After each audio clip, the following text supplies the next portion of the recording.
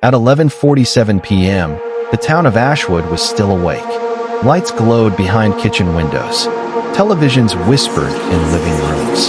Somewhere, a dog barked at nothing in the dark. At 11:48 p.m., someone died, and by sunrise, an entire state would be asking the same question. How does a person vanish from their own home and leave behind a crime scene that makes no sense at all? Tonight, you're not just hearing a story. You're stepping into a case that police still won't talk about. A case where witnesses changed their statements.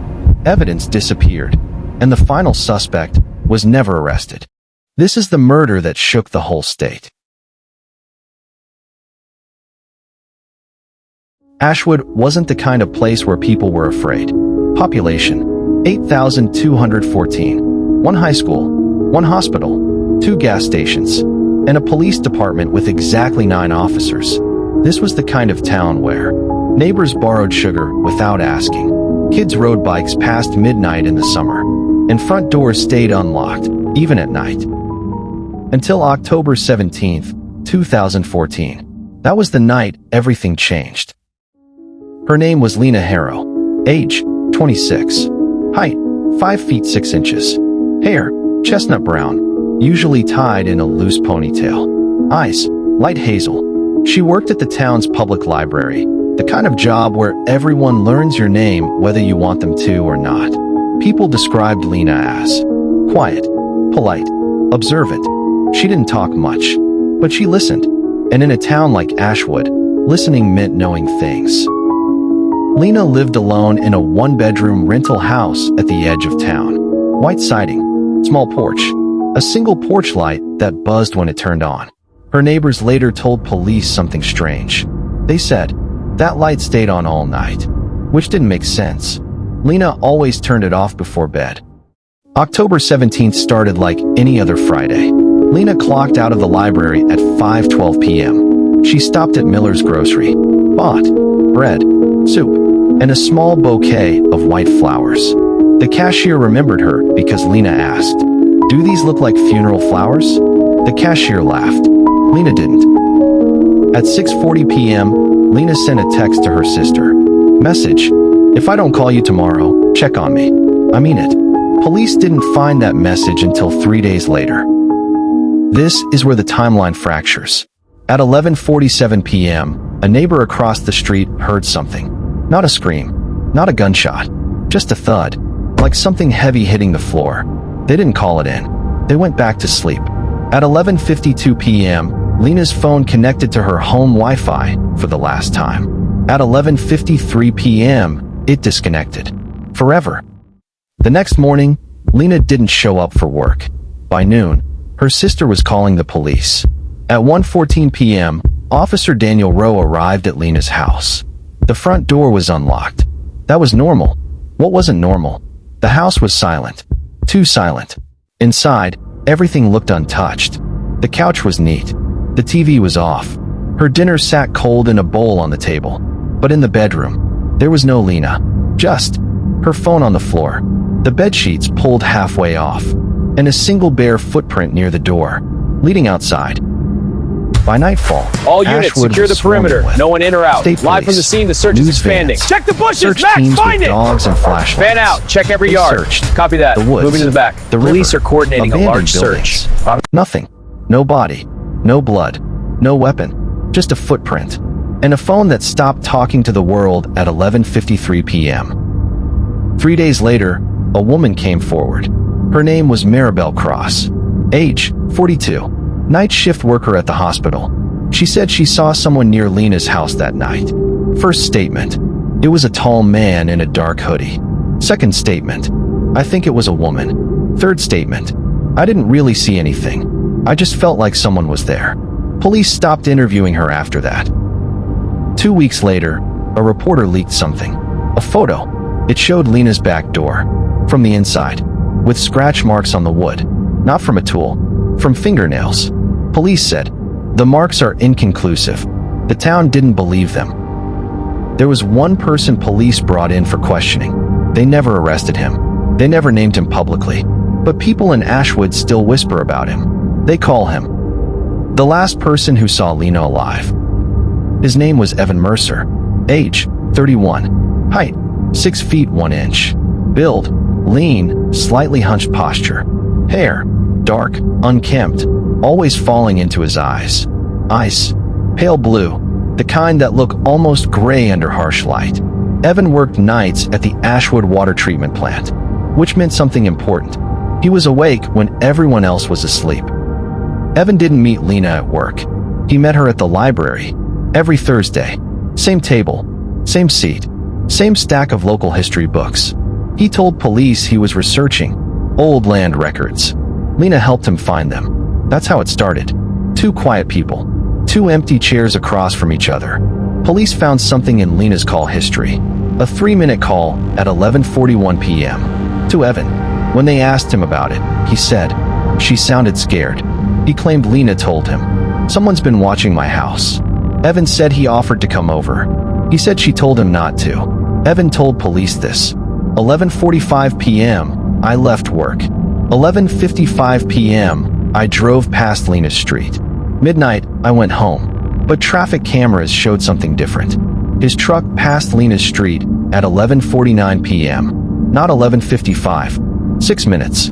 That 6 minutes became the center of the entire case. Police brought Evan in. Small room. Metal table. 1 flickering fluorescent light. They recorded everything. Why did you lie about the time? I didn't lie, I forgot. People don't forget 6 minutes when someone goes missing. Evan didn't answer. He stared at the table. For 23 seconds. They searched his vehicle. No blood. No weapon. But they found something strange. A white flower, pressed between the pages of a notebook on the passenger seat. The same kind Lena bought at the grocery store. 3 days after Evan's interrogation, his file vanished. Not misplaced. Not archived. Gone. A clerk later told a reporter. Someone higher up took it. State police denied it. The town didn't. Lena's sister found something while packing her things. A box under the bed. Inside, printed emails, old photos, and a hand-drawn map of Ashwood. One location was circled. The old rail station. Abandoned for 20 years. Police searched the rail station. They found a burned trash pile, a torn piece of gray sweater fabric, and footprints leading into the woods. But no Lena. A teenage boy came forward. He said he saw someone near the station that night. Not Evan. A woman. Tall. Long dark coat. Hair loose. That didn't match any suspect. Police never followed up. 2 weeks later, state police stood in front of cameras. They said, We are no longer actively pursuing any suspects. The crowd didn't clap. They shouted. Someone yelled. And what happened to Lena? No one answered. But what the public didn't know was that 3 days before that press conference, a body was found, not Lena's, and whoever it belonged to had Lena's phone in their pocket. The body was found 8 miles outside Ashwood, in a drainage culvert beneath an old county road. Male, mid-30s, no ID, but in his jacket pocket was Lena Harrow's phone. They identified him 2 days later. Name, Marcus Reed. Age, 34. Occupation, freelance videographer.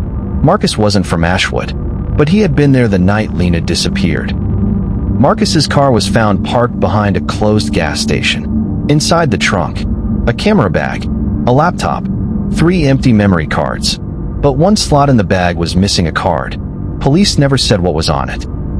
Ashwood had only 4 public CCTV cameras. One of them faced Lena's street.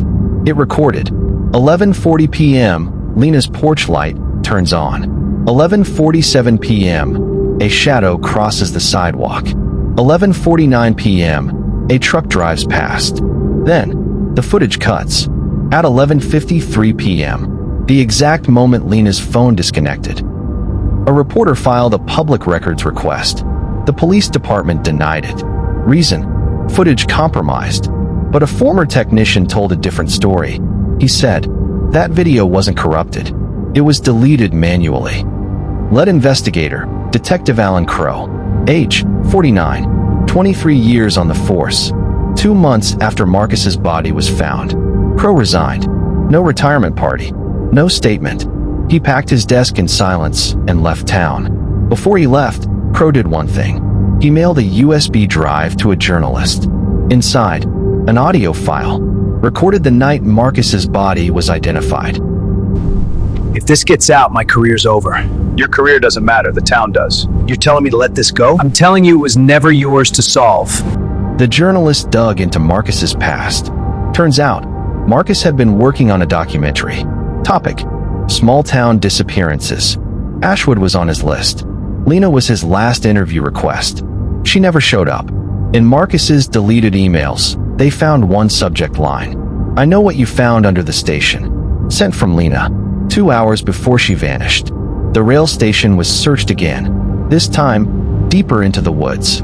The journalist found a shallow pit, old clothing, and a rusted metal box. Inside the box, a stack of missing person flyers, all from Ashwood, spanning back 20 years. The journalist noticed something. Every missing person lived near the same road, had reported being watched, disappeared between 11 p.m. and midnight. Lena wasn't the first. She was just the one who noticed. The USB drive contained one more file, a voicemail sent to Detective Crow from Lena, time-stamped 11:50 p.m. Lena, shaking, whispered, "I found it. Under the station. It's not just me.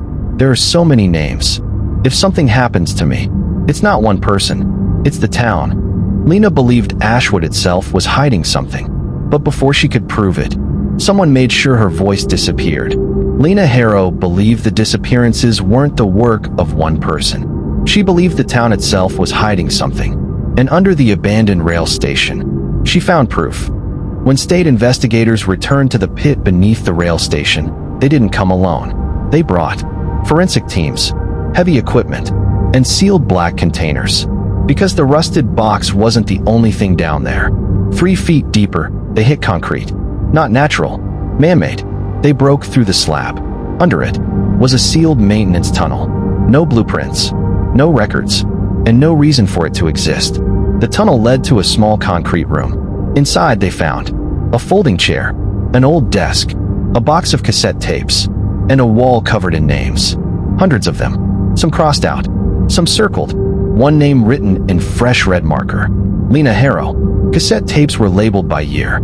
The oldest, 1994. The newest, 2014. They played one. A man's voice came through the static. Interview with subject number 12. Location, Ashwood. The voice wasn't police. It wasn't federal. It sounded local. The journalist who received Detective Crow's USB dug deeper. He found old town records, meeting minutes, closed-door sessions, a committee that didn't exist on paper. They called themselves the Preservation Council. Official purpose: protecting Ashwood's future. Unofficial role: making sure certain people never became part of it. The pattern finally made sense. Every missing person had tried to expose something, had filed a complaint, had threatened to go public. Corruption, land deals, environmental dumping near the water plant. Lena found it in the land records. Marcus found it on camera. Evan Mercer wasn't a suspect. He was a messenger. He worked at the water plant. He'd been slipping information to Lena for months. The night she disappeared, he called her to warn her. "They know you're looking." He drove past her street to make sure she wasn't being followed. That's why his timeline didn't match. He wasn't running from police. He was watching for someone else. The missing memory card was found in the tunnel, hidden inside a cassette case.